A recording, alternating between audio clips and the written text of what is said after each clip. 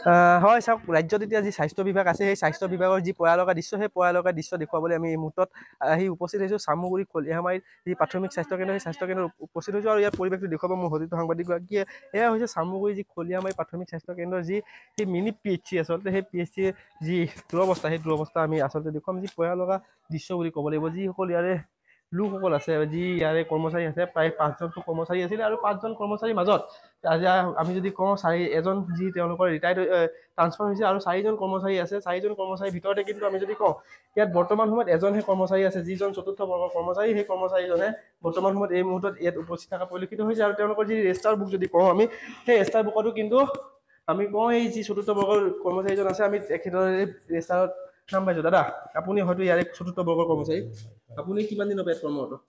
3-4 বছৰমান হৈছে। 3-4 বছৰমান। ইয়াতে আপোনালোকৰ ষ্টাফ কেইজন আছে? 5জন আছে। 5জন আছে। 5জনৰ পৰা এতিয়া বৰ্তমান সময়ত ইয়াত কেইজন উপস্থিত আছে? এজন। আপুনি উপস্থিত আছে। হয়তো আজি বহু কেইদিন আপুনি অকলে থাকিবলগীয়া হয়। তেওঁলোকৰ যিসমূহ চিকিৎসক আছে, নাৰ্ছ আছে বা ফাৰ্মাচিষ্ট আছে তেওঁলোকে কিহৰ কাৰণে নাহে? নাই, যোৱাকালিলৈকে আহিছিলে।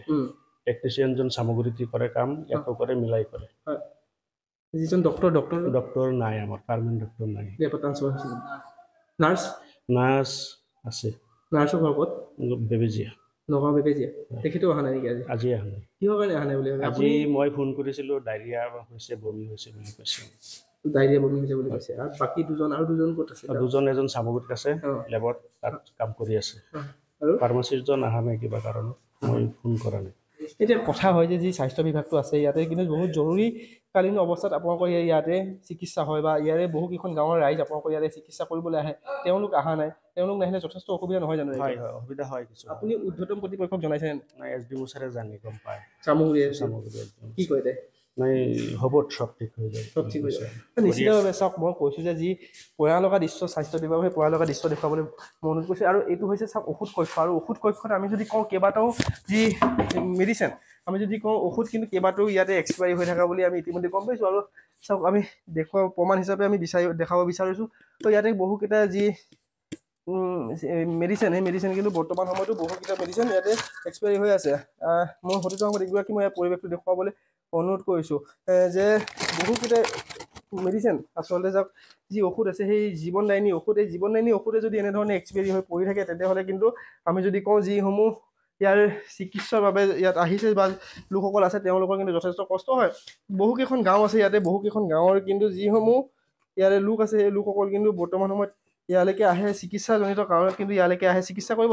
কিন্তু এই যেতিয়া চিকিৎসালয়টো আছে সেই চিকিৎসালয়খন যদি বন্ধ হৈ থাকে তেতিয়াহ'লে কিন্তু যথেষ্ট কষ্ট হয় বা যথেষ্ট তেওঁলোকৰ দুৰৱস্থা হয়, কাৰণ তেওঁলোকে যাবলগীয়া হয় চামগুৰি বা মোৱামাৰীলৈ। এই মুহূৰ্তত মোৰ লগত ইয়াতে স্থানীয় যুৱক এজন আছে, আপোনাৰ ওচৰলৈ আহিছোঁ। যথেষ্ট দেখিবলৈ পোৱা গৈছে আজি কেইবাদিনৰ পৰা ধৰি ইয়াৰ যি চিকিৎসকসকল আছে বা যিসকল ইয়াত কৰ্মৰত হৈ আছে তেওঁলোকে কিন্তু যথেষ্ট গাফিলতি কৰে। অকল চতুৰ্থ বৰ্গৰ যিগৰাকী লোক আছে তেখেতে আহি এখন চাফা চিকুণ কৰে, আকৌ তেখেতে বন্ধ কৰি গুচি যায়। কি ক'ব এই মুহূৰ্তত?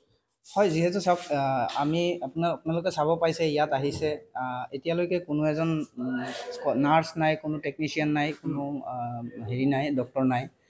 যিহেতু ৰাইজে অভিযোগ দিছে যে আমাৰ বৰ্তমান চৰকাৰখনে আমাৰ মেডিচিন বা চিকিৎসাৰ ওপৰত যিখিনি গুৰুত্ব দিছে সেই হেৰিখিনিৰ একেবাৰে বিপৰীত দেখা গৈছে। যিহেতু নাৰ্ছ নাই, কোনো ডক্টৰ নাই, কোনো নাই। বৰ্তমান ৰাইজৰ মতে ইয়াত প্ৰায় 20,000তকৈ অধিক মানে ৰাইজ আছে যিখিনি ইয়াৰ পৰা চিকিৎসা ল'ব বিচাৰে, কিন্তু বিশেষ এই নাৰ্ছ বা ডক্টৰ উপস্থিত নথকাৰ কাৰণে তেওঁলোক নগাঁও বা গুৱাহাটী বা চামগুৰি তেনেকুৱা জেগাত যাবলগীয়া হয়। আৰু যিহেতু বৰ্তমান চৰকাৰখনে বহুতখিনি চিকিৎসাৰ ওপৰত গুৰুত্ব দিছে, আজি দেখা গৈছে কোনো ডক্টৰ নাই, কোনো নাৰ্ছ নাই। হয়, বহুত অসুবিধা হৈ আছে।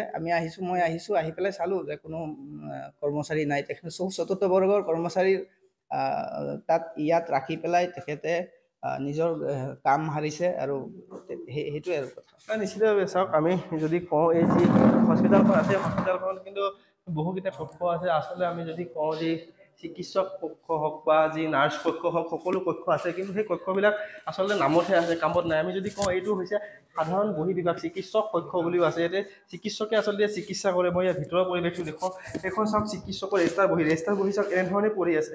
এনেধৰণে এতিয়া যি চিকিৎসা বিভাগৰ হেৰি আছে, চিকিৎসা যি আচলতে আমি যদি কওঁ যে পয়া লগা দৃশ্য বুলি ক'ব লাগিব চিকিৎসা বিভাগৰ এনেধৰণে এতিয়া যি চিকিৎসালয়ত হেৰি আছে সেই চিকিৎসালয়টো এনেধৰণে এতিয়া চলি থকা পৰিলক্ষিত হৈছে এয়া আমি দেখুৱালৈ যি চামগুৰি স্বাস্থ্য প্ৰাথমিক যি স্বাস্থ্য কেন্দ্ৰ আছে যি প্ৰাথমিক চিকিৎসাসমূহ আছে প্ৰাথমিক চিকিৎসাসমূহ কিন্তু এই চামগুৰি এই যি চিকিৎসা হেৰি আছে PHC আছে PHC-খনতে আচলতে প্ৰদান কৰিছিলে কিন্তু বৰ্তমান সময়ত PHC-টো যি পয়া লগা দৃশ্য সেই পয়া লগা দৃশ্য আমি দেখুৱালৈ এনেধৰণে এতিয়া চলি আছে ৰাজ্য স্বাস্থ্য বিভাগৰ বহুকেইটা PHC বা যি প্ৰাথমিক কেন্দ্ৰ